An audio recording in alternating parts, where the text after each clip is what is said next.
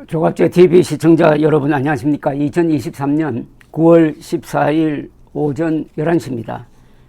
대선 공작 또는 대선 개입 여론 조작으로 불리는 이 사건을 수사 중인 서울중앙지검 특별수사팀이 지난 대선 투표일을 앞두고 윤석열 검사가 수사를 무마했다 하는 가짜뉴스를 보도한 인터넷 매체 뉴스타파와 JTBC 등을 압수수색하고 있습니다.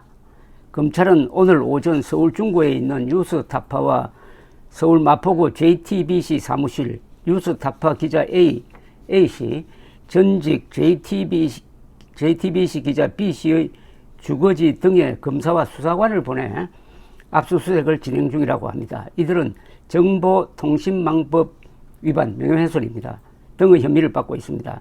이 JTBC 전 기자 B씨는 작년 10월 뉴스타파로 이직했다고 합니다.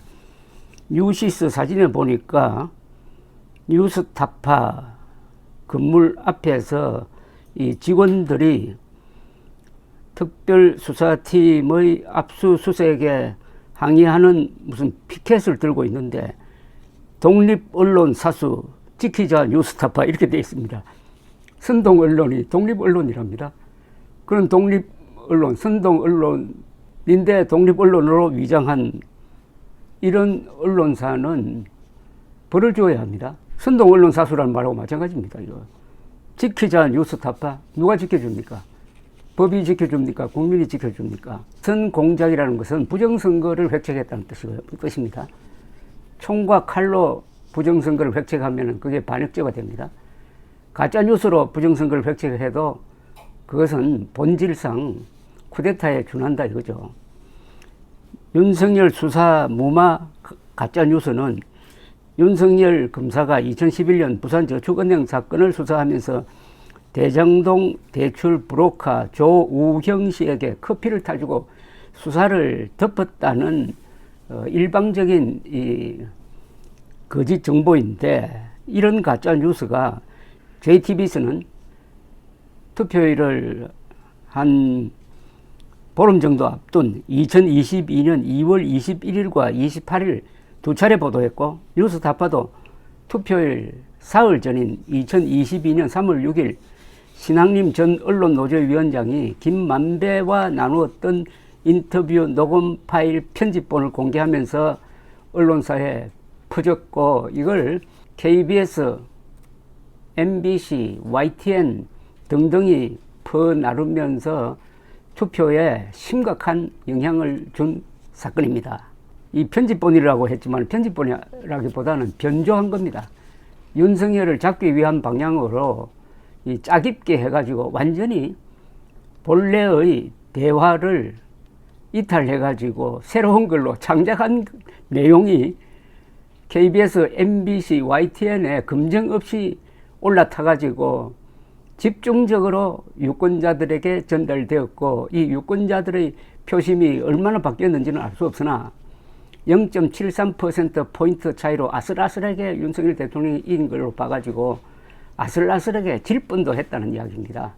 그러니까 가짜뉴스로 국민들의 공정한 투표권 행사를 방해해가지고 가짜뉴스로 좌파 정권을 연장시킬 뻔했다. 쉽게 말하면은 이재명이 대통령이 될 뻔하도록 만들었다는 사건입니다. 요지가.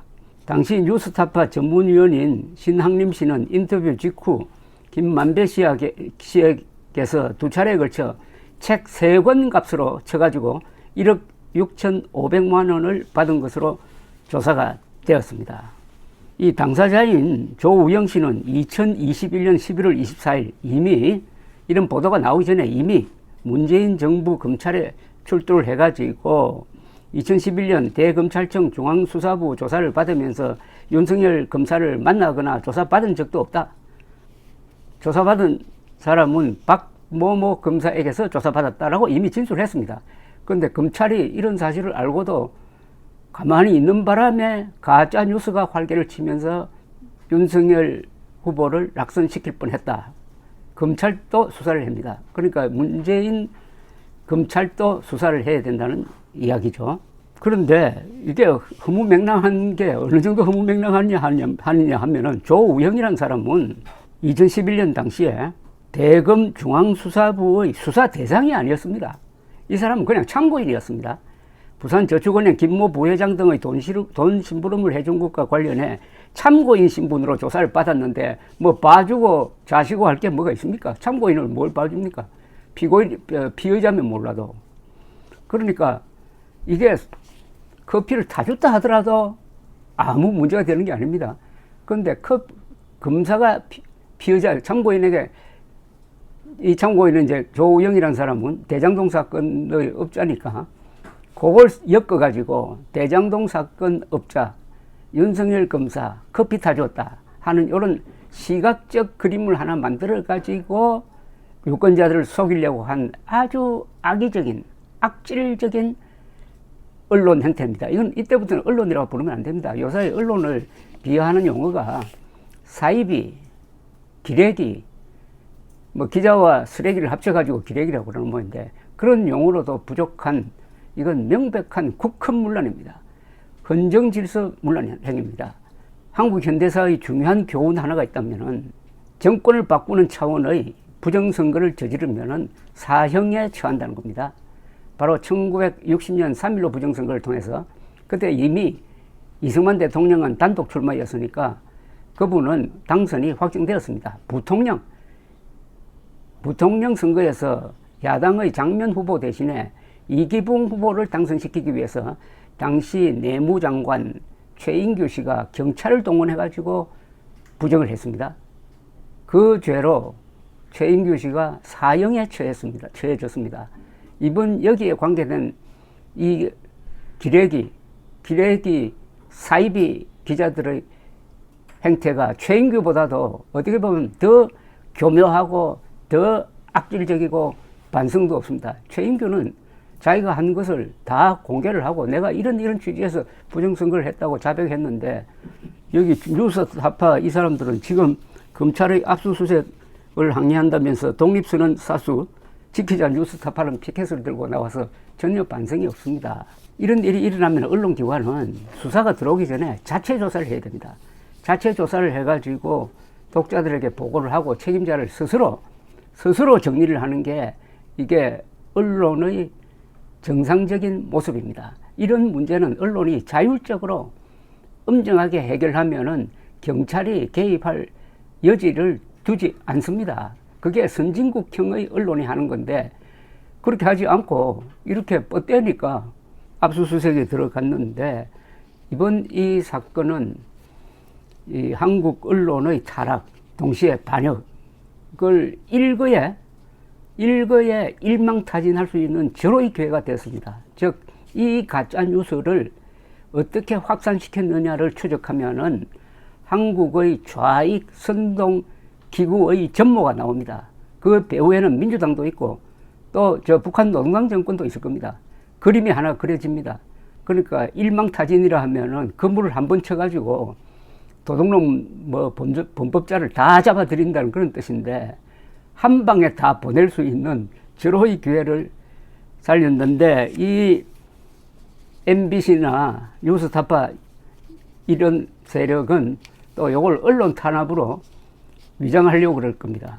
그런데 이번 사건의 가장 큰 피해자는 두 측면이 있습니다. 하나는 윤석열 대통령이 가장 큰 피해자였습니다. 두 번째로는 보다 큰 피해자는 국민입니다. 국민의 표를, 국민들의 정당한 투표권 행사를 가짜뉴스로 방해해가지고 공정한 정부 선택의 기회를 저지하려고 한 겁니다. 국민과 윤석열이 피해자고 가해자는 뉴스타파, JTBC, KBS, MBC, YTN, 경향신문 등등등인 것입니다. 이번 이 검찰 수사를 통해서 한국의 언론이 제대로 설 수 있는 첫 삽을 뜨게 될 것입니다. 검찰이 발표를 하든지 아니면은 국민의힘이 빨리 조사를 하든지 해가지고 이 사건과 관계된 기자들과 언론사의 명단을 만들어야 합니다. 그 명단을 가지고 이들을 언론계에서 영구 퇴출시켜야 합니다.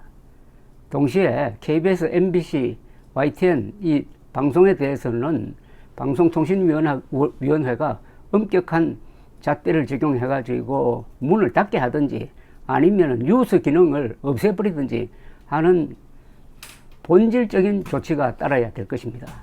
좋은 기회입니다. 감사합니다.